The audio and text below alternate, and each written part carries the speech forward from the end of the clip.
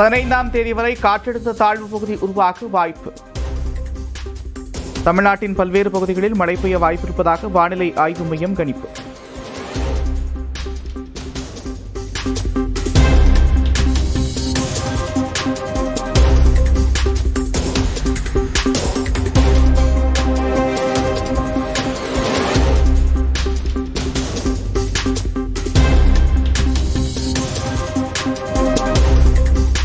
சவரனுக்கு 1520 ரூபாய் குறைந்த ஆபரண தங்கத்தின் விலை. 1 கிராம் 14,600 ரூபாய்க்கும் 1 சவரன் 1,16,800 ரூபாய்க்கும் விற்பனை.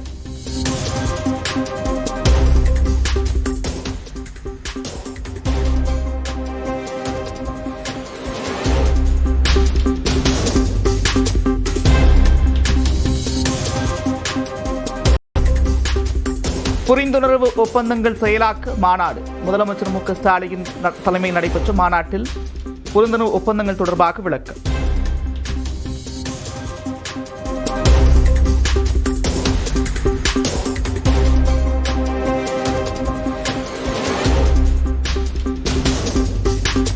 வளர்ச்சியை பொறுத்துக் கொள்ள முடியாத ஒரு சிலருக்காகத்தான் செயலாக்க மாநாடு. முதலமைச்சர் மு க ஸ்டாலின் பேச்சு. மாடல்னா வளர்ச்சிக்கான மாடல். திராவிட மாடல்னா ரிசல்ட் கொடுக்கக்கூடிய மாடல். திராவிட மாடல்னா மக்கள் நலனுக்காக இருக்கக்கூடிய மாடல். இதையெல்லாம் உலகுக்கு எடுத்துச் சொல்லக்கூடிய மாநாடு தான் இந்த செயலாக்க மாநாடு. முதலீட்டு ஒப்பந்தங்கள் விரைவாக செயல்பாட்டுக்கு வந்ததற்கு அரசு வேகமாக செயல்பட்டதே காரணம். நியூஸ் 18 தமிழ்நாட்டிற்கு அமைச்சர் TRP ராஜா பிரத்யேக பேட்டி. இதெல்லாம் சீரான சரியான முறையில் ஃபாஸ்டா நடக்குது. அதுதான் நமது முதலமைச்சர் அவர்கள் மு க ஸ்டாலின் அவர்களின் ஆட்சியில் எல்லாம் ஃபாஸ்டா நடக்கிறதுனால கிடைக்குது. அதோட அந்த ஸ்பீடோட விளைவு தான் இந்த கன்வர்ஷன். கூட்டணிக்கு காங்கிரஸ் வந்தால் வரட்டும், வரவில்லை என்றால் போகட்டும் என்று அமைச்சர் ராஜகண்ணப்பன் பேட்டி. நம்முடைய காங்கிரஸ் கட்சி கூட்டணியை பற்றி முதல்வர் பேசிக்கொள்வார். அவருடைய வந்தா வரட்டும், வரலனா போட்டோம். அதை பற்றி நம்ம யாரும் கூட்டணியை நம்பி கட்சிகள் நம்பிலாம் நம்ம அரசியல் நடத்த முடியாது. ராஜகண்ணப்பனின் பேச்சை பொருட்படுத்த வேண்டாம் என்று தமிழ்நாடு காங்கிரஸ் தலைவர் செல்வ பெருந்தகை பதில்.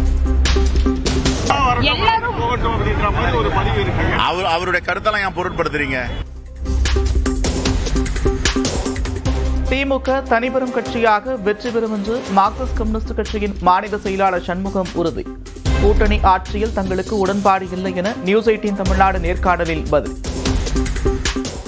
எங்களை பொறுத்த வரைக்கும் திராவிட முன்னேற்ற கழகம் தனி பெரும்பான்மை பெறும். இந்த 2026 தனி பெரும்பான்மை பெற்று ஆட்சி அமைக்க என்பதுதான் மார்க்சிஸ்ட் கம்யூனிஸ்ட் கட்சியினுடைய கருத்து. கள நிலவரமும் அப்படித்தான் தெரிகிறது. அதிமுக பாஜக கூட்டணியில் ஒற்றுமை இல்லை என்று மார்க்சிஸ்ட் கம்யூனிஸ்ட் கட்சியின் மாநில செயலாளர் சண்முகம் விமர்சனம்.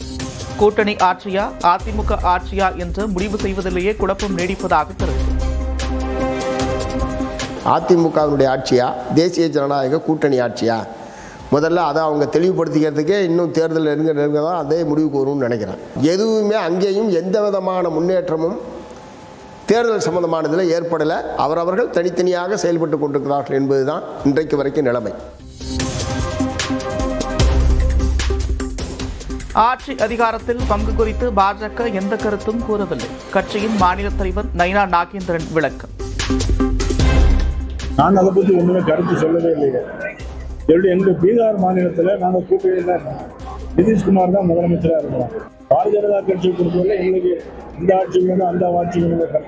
திமுக இருக்கக்கூடாது, ஒரே டீம்.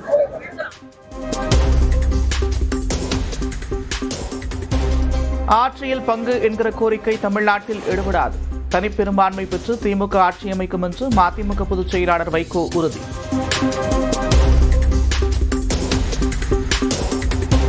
சேலம் சீலநாயக்கன்பட்டியில் நாளை விஜயின் பரப்புரை நிகழ்ச்சி.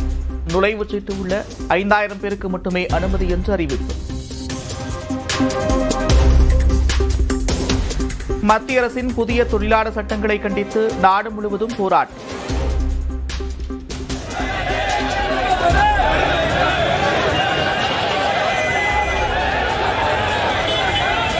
எல்லைப் பகுதிகளில் தமிழ்நாடு கேரளா இடையே போக்குவரத்து சேவைகள் நிறுத்தப்பட்டதால் மக்கள் அவதி.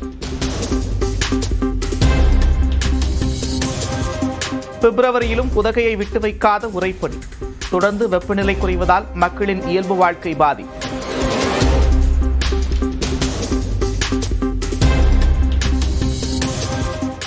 தமிழ்நாட்டின் டிஜிபியை தேர்வு செய்வதற்கான பெயர்களை ஒரு வாரத்திற்குள் பரிந்துரை செய்ய வேண்டும். தமிழ்நாடு அரசுக்கு உச்சநீதிமன்றம் உத்தரவு.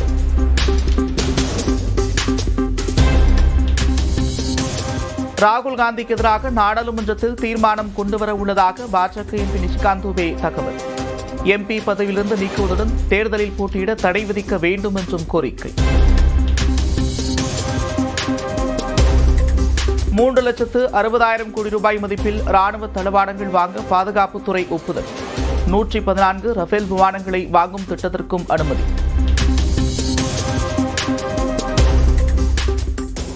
வங்கதேச நாடாளுமன்ற தேர்தலில் வாக்குப்பதிவு நிறைவு. பதிவான வாக்குகளை எண்ணும் பணி தொடங்கியது. T20 உலகக்கோப்பையில் இன்று நமீபியாவை எதிர்கொள்கிறது இந்திய அணி. 2வது வெற்றியை பதிவு செய்ய ஆயத்தம்.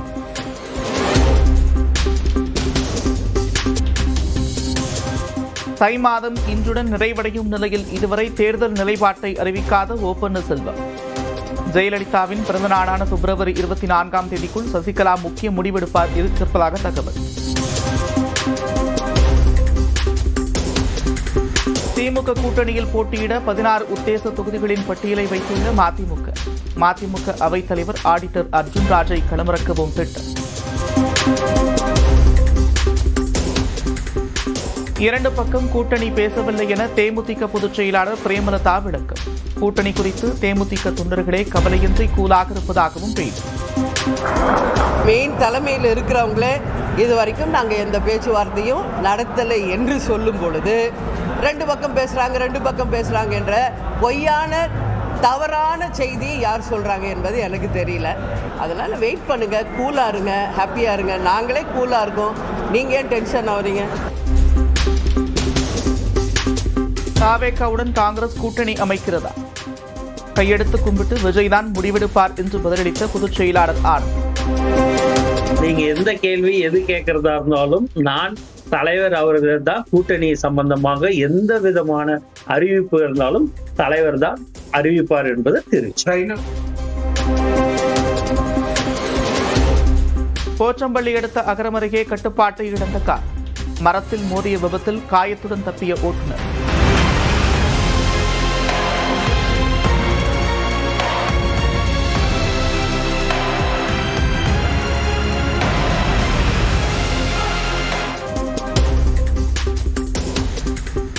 விருதுநகர் மாவட்டத்தில் 20 கல்குவாரிகளில் விதிமீறல் நடந்திருப்பது ஆய்வில் கண்டுபிடிப்பு. 2ஆம் கட்ட ஆய்வில் விதிமீறல் உறுதி செய்யப்பட்டதால் நிரந்தர தடை விதிக்கப்படும் என்று தமிழ்நாடு சுங்கவரத்துறை தகவல். சேலத்தில் வடமாநில இளம்பெண்கள் இடையே குடும்பிடிப்பு சண்டை. ஒரே நிறுவனத்தில் பணிபுரிபவர்கள் சாலையில் சண்டை போட்டதால் பரபரப்பு.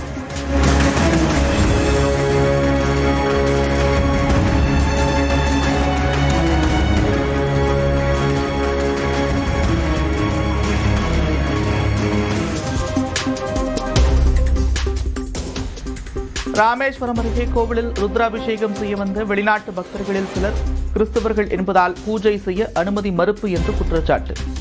சம்பந்தப்பட்ட ஊழியரிடம் விசாரணை என்று கோவில் நிர்வாகம் தகவல். 53 நாட்களுக்கு பிறகு பனையூர் அலுவலகத்தை விட்டு வெளியே வந்து சேலம் சென்ற தாவேக தலைவர் விஜயின் பிரச்சார வேன். விஜய் நிகழ்ச்சி நடக்கும் மைதானத்தில் தொண்டர்களின் பிறந்தநாளை கேக் கொடுத்து கொண்டாடிய பொதுச் செயலாளர் ஆனந்த். ஓய்வு பெற்ற IPS அதிகாரி மீது கிரிக்கெட் வீரர் மகேந்திர சிங் தோனி தொடர்ந்த மான நஷ்ட வழக்கு. விவாத நிகழ்ச்சியின் CD-யை எழுத்து வடிவாக மாற்றுவதற்கான கட்டணமாக 10 லட்சம் ரூபாய் செலுத்த உத்தரவு. பெங்களூருவில் காரை இடித்ததில் வாக்குவாதம். கார் முன்பு நின்றவரை பேனட்டில் வைத்து சுமார் 1 கிலோமீட்டருக்கு ஓட்டிச் சென்றவர் கைது.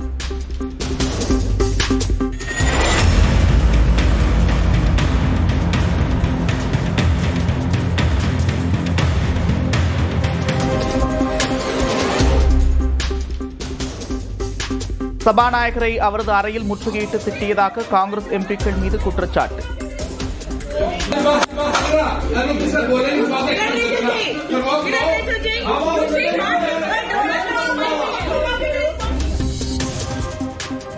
மத்திய அமைச்சர் கிரண் ரிஜிஜு பொய் கூறுவதாக பிரியங்கா காந்தி பேட்டி.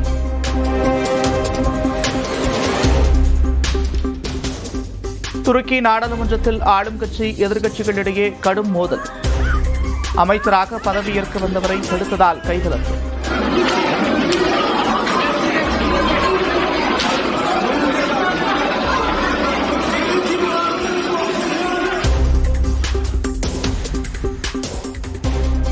அமெரிக்காவில் விபத்தில் உயிரிழந்த இந்திய மாணவியின் குடும்பத்திற்கு 265 கோடி ரூபாய் இழப்பீடு.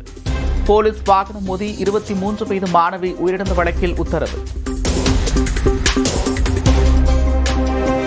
சீனாவில் திடீரென தோன்றிய மிகப்பெரிய பள்ளம். சாலையின் பெரும்பகுதி பூமிக்குள் சென்றதால் அதிர்ச்சியடைந்த மக்கள்.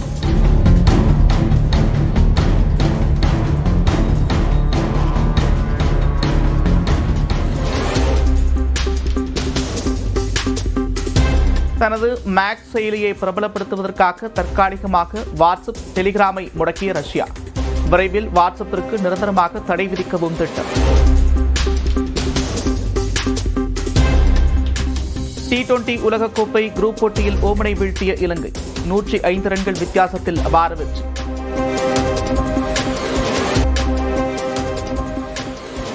தமிழ்நாடு சட்டப்பேரவை தேர்தல் முன்னேற்பாடுகள் குறித்து இந்திய துணை தேர்தல் ஆணையர் தலைமையில் ஆலோசனை.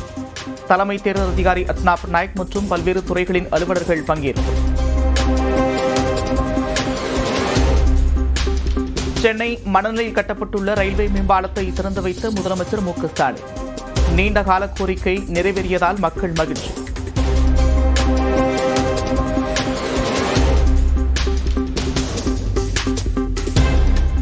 உள்துறை அமைச்சர் அமித்ஷாவுடன் நாளை திருச்சி வரும் பியூஷ் கோயல். கூட்டணி தொகுதி பங்கீடு குறித்து பாஜக மையக்குழுவுடன் முக்கிய ஆலோசனை.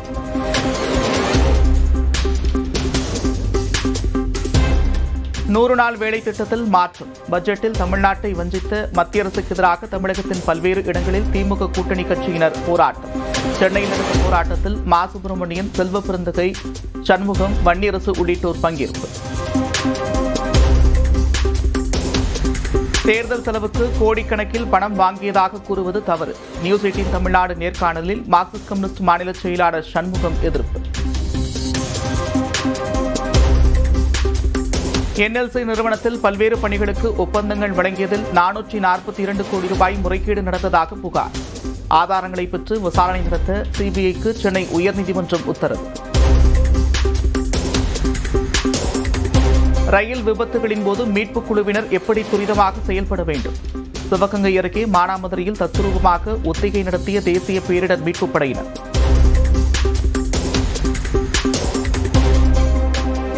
தேமுதிக விருப்பமனு விநியோகம் மேலும் 3 நாட்களுக்கு நீட்டிப்பு. பிப்ரவரி 15 மாலை 5 மணி வரை விருப்ப மனுக்களை வழங்கலாம் என்று பிரேமலதா அறிவிப்பு. புதுச்சேரியில் அரசு பள்ளி ஒப்பந்த ஆசிரியர்களுக்கு ஓராண்டு பணி நீட்டிப்பு. பேரவையில் அறிவித்த முதலமைச்சர் ரங்கசாமி. டெல்லியில் ராகுல் காந்தியை சந்தித்த காங்கிரஸ் நிர்வாகிகள் பிரவீன் சக்கரவர்த்தி, மாணிக்கம் தாக்கூர். ஆட்சியில் பங்கு குறித்து இருவரும் பேசி வரும் நிலையில் ராகுலுடன் சந்திப்பு. நாமக்கல் மண்டல பண்ணைகளில் 15 நாட்களுக்கு பிறகு மீண்டும் உயர்ந்த முட்டை கொள்முதல் விலை. 5 காசு உயர்ந்து ஒரு முட்டையின் விலை 5 ரூபாய் 30 காசுகளாக நிர்ணயம்.